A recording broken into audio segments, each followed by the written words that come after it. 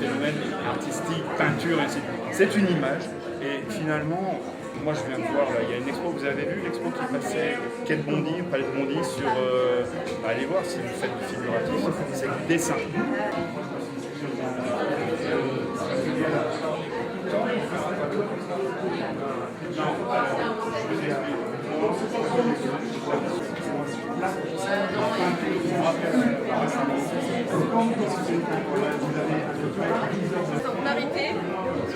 Toi j'ai tapé Buster Keaton, l'homme à la caméra.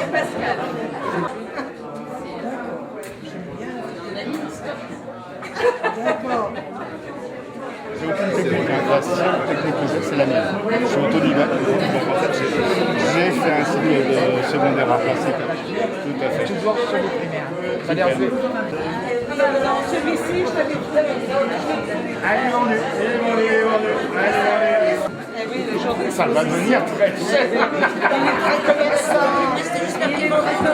Alors, je vous explique une chose. Là, c'est les prix galerie. C'est-à-dire qu'en fait, si vous êtes intéressé par une toile qui n'est pas déjà vendue, vous divisez par deux.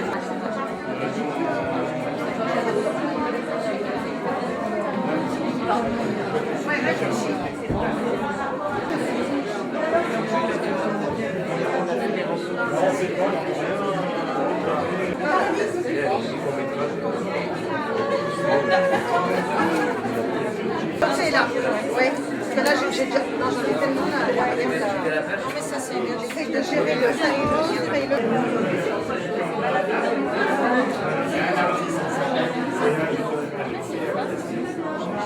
Oh, il est là. Maître Guy, comment allez-vous? Ils sont tous ici, c'est extraordinaire. Oh, lui aussi, il est là. Oh, mon cher caméraman, l'homme de l'image. Alors ce soir, nous allons une super exposition présentée par Christophe Massénès, alias Christo, et votre monsieur loyal, Alain Solite, est là justement pour vous en parler. Donc nous commençons cette soirée magnifique, Avenir et Renaissance, la renaissance de Christo, après le Christ, l'eau, Christo. Mais continuons donc ce voyage et amusons-nous Bon ben, on vous suit alors. Suivez-nous, suivez-nous. Vous êtes disparu. On sait que vous disparaissez. Le petit camion jaune est rentré. Je suis le conducteur, parti dans le sud. Tout est possible. Tout est possible. On se fait rappeler. Voilà, merci pour votre participation. Ne m'embrasse pas. Ah non. Non.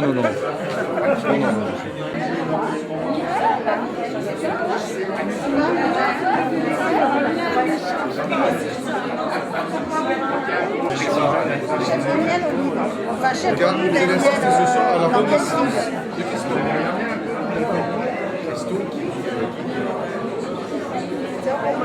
Il y a à boire. Ah oui, alors les jus de fruits, on t'a demandé des jus de Et fruits. madame Salade, elle a participé. Rami, votre présence, c'est dans quel cadre? Ah, que lui, moi j'en suis tout retourné. Paysager ou portrait? Oh, bah, entre les deux. Ça suffit. Voilà, Bon. comme ça. Ouais, et bien, Moi, ce soir, en fait, Alain, j'arrive pas à vous cadrer là. cet humour m'appartient. Vous êtes relève, vous retombez dans le péché ce soir. Donc, grand guide de balade urbaine depuis 6 ans. Oui. Et ce soir, nous présentons... bonsoir Charlie. Bonsoir Charlie. Bonsoir.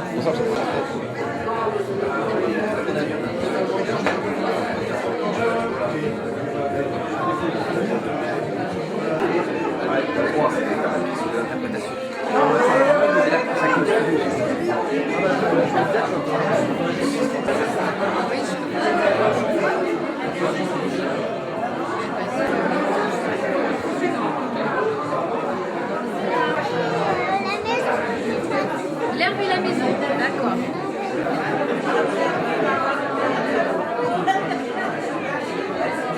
Ça, c'est Charles. Ah, enchanté On Charles. l'appelle Charlot. Enchanté. Parce que moi, c'est Christo. Et il fait de très belles images. Ah, d'accord. Il est sur des projets avec cet animal, avec d'autres animaux qui sont là d'ailleurs. Enfin, voilà. Je veux l'invitation Tu pour sais venir vous voir. que ce garçon, je l'ai connu quand j'avais 12 ans. On était au CM2 ensemble et on s'est retrouvés grâce à Christophe. Et j'ai fait un film avec lui quand j'avais 13-14 ans. Il était déjà dans le filmage et il m'a envoyé, il m'a donné, il avait les images de l'époque et je me suis revu dans son film quand j'avais 13-14 ans, même pas 12-13 ans.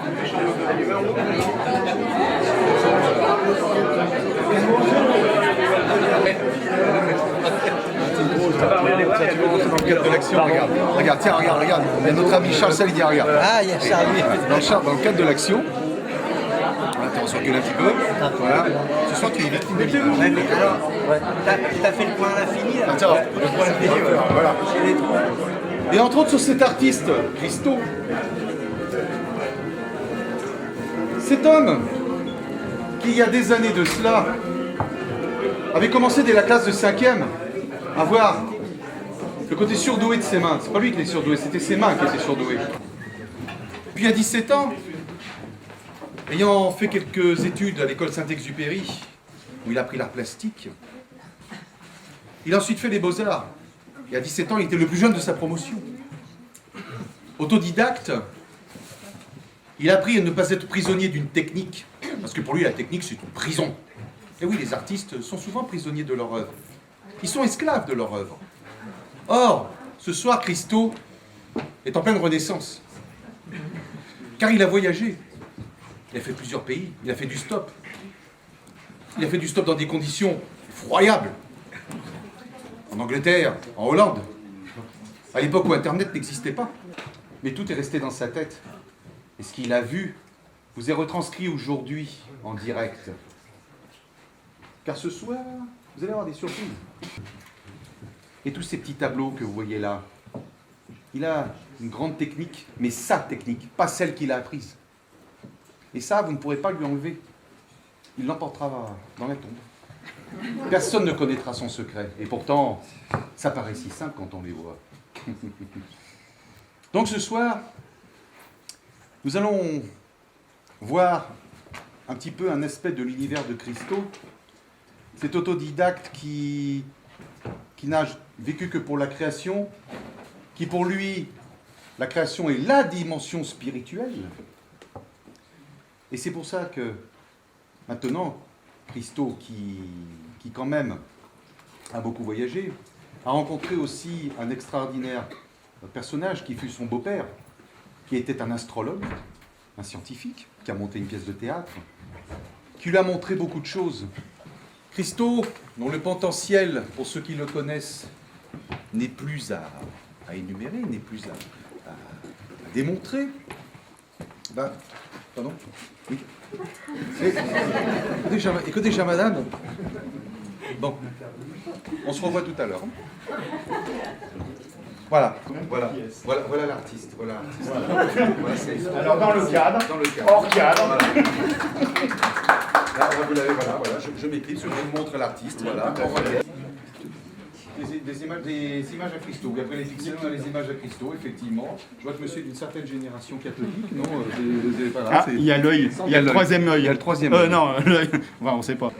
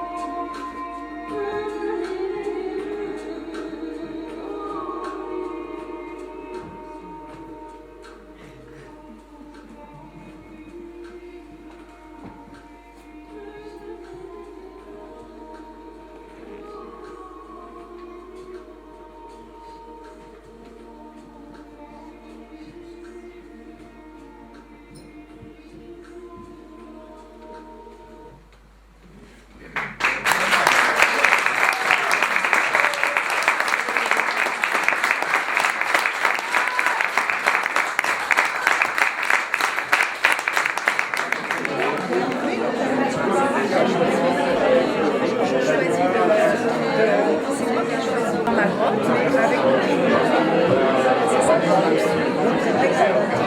Eh ben, je vais aller en prendre un. Focaccia. Toi, tu m'avais dit que tu avais fait quoi? Tu avais écrit quelque chose? Un Donc, je vais plat lire après. spécifiquement italien.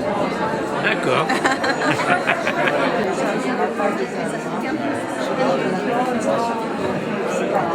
Et ça a été...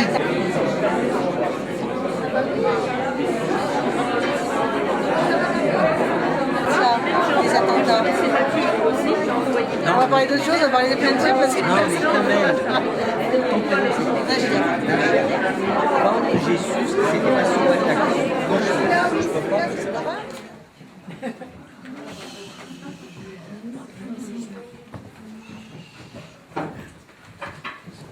C'était très différent ce lieu autrefois. On y voyait déjà des objets d'art, mais pas du tout du même style. Il y avait des pendules et des horloges. Il y avait des miroirs en bois doré, de l'argenterie, de la vaisselle. C'était une boutique d'antiquité.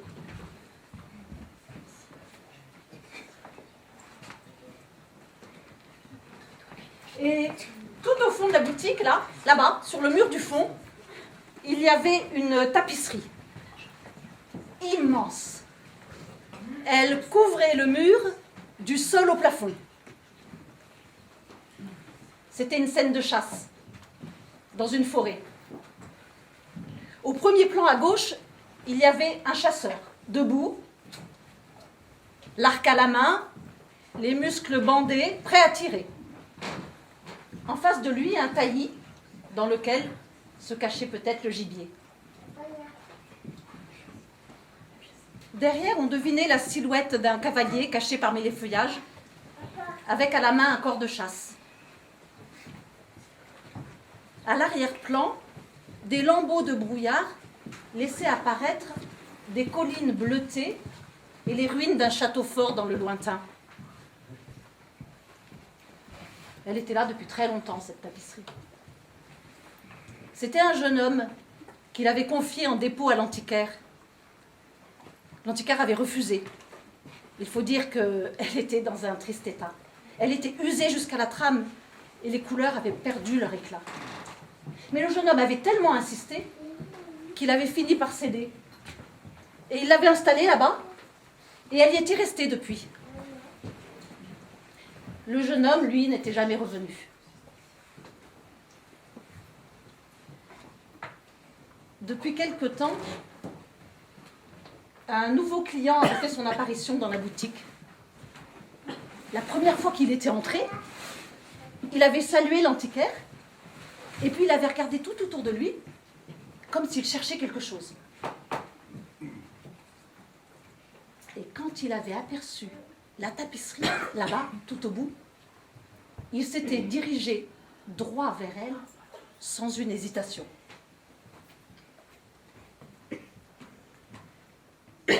Il était resté devant, à la regarder, longtemps, immobile, sans parler. Et puis, il avait questionné l'antiquaire. Depuis quand? Qui? Pourquoi? Comment? L'antiquaire avait expliqué. L'homme était revenu quelques jours plus tard. Et cette fois, il avait été directement jusqu'au fond du magasin. Mais il était revenu immédiatement vers l'antiquaire.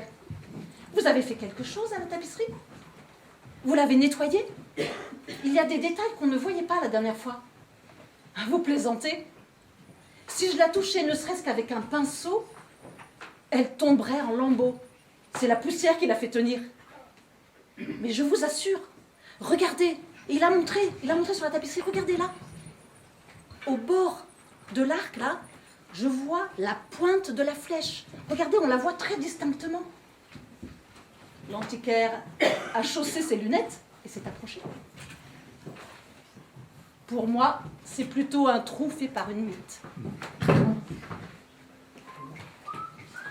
L'homme est resté songeur. Et puis, il est revenu. Souvent. Très souvent. Tous les jours, en fait. Et tous les jours, il se postait devant la tapisserie et tous les jours, il se disait « Mais pourquoi est-ce qu'elle m'attire comme ça, cette tapisserie? Pourquoi elle me semble si familière? En quoi est-ce que nous sommes liés, elle et moi?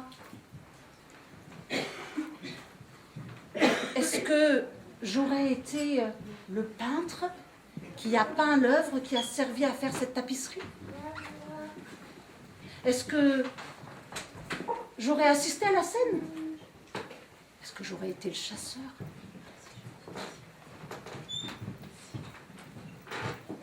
Et toutes ces questions sans réponse le minaient, le consumaient jour après jour. Une nuit, il s'est réveillé, haletant, transpirant, le cœur battant à tout rompre. Ce bois, ce ciel, ce chasseur, je les connais trop bien. Cette fois, j'en suis sûre. Cette scène-là, je ne l'ai pas vécue de l'extérieur, non. Je l'ai vécue de l'intérieur. Et à ce moment-là, il a eu la sensation d'étouffer. Impossible de s'endormir. Il a attendu que le ciel commence à pâlir, et puis il est parti. Quand il est arrivé devant la boutique, le rideau de fer était encore baissé. Il a attendu, tremblant de froid et de fatigue. Et quand l'antiquaire a ouvert la porte, il n'a pas paru surpris de le voir là. Il s'est effacé pour le laisser entrer. Et l'homme a marché jusqu'au fond du magasin. Lentement, très lentement, comme il avait peur. Elle était tellement différente, la tapisserie, aujourd'hui. Tous les détails apparaissaient distinctement. Il avait l'impression de sentir l'odeur de l'humus. Sous ses pieds, c'est comme s'il marchait dans la terre meuble et humide. Il sentait presque la caresse du vent sur sa peau.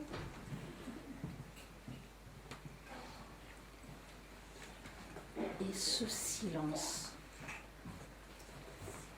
Pas un cri d'oiseau, pas un craquement de branche, juste le tambour de son cœur et le halètement de sa respiration. Et toujours cette peur immense, atroce. Où se cacher? Où fuir? Où courir? Et au moment où il allait s'élancer, une douleur fulgurante lui transperça la poitrine. Et sans un mot, sans un bruit, il s'écroula sur le sol, les mains crispées sur le cœur. Et sur la tapisserie, à présent, on voyait très distinctement le sourire du chasseur.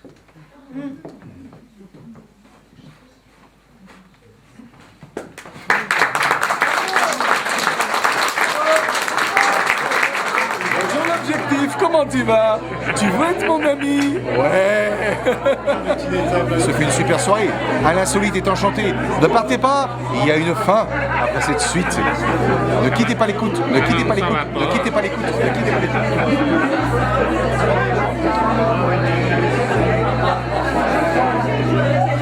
Sur le boucle, sur le truc.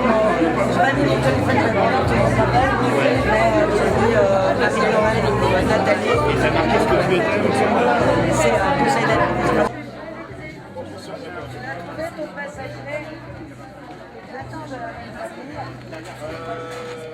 Je suis l'ami Patricia. Parfois d'autres.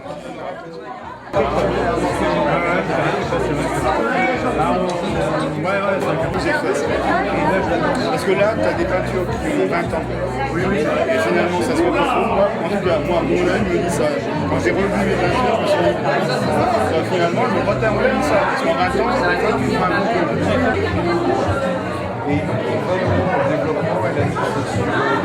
Bon bah là je vais commencer à me démaquiller parce qu'à 2h30 il faut que je débute. Là il est 20h30. Tu vas redevenir Christophe. Ah Christophe. Avant je vais redevenir moi-même. Il va revenir Ah oui. Je vais redevenir moi-même. N'ayez pas peur, ce n'est qu'un mauvais moment passé mais très vite oublié. Ah. Voilà.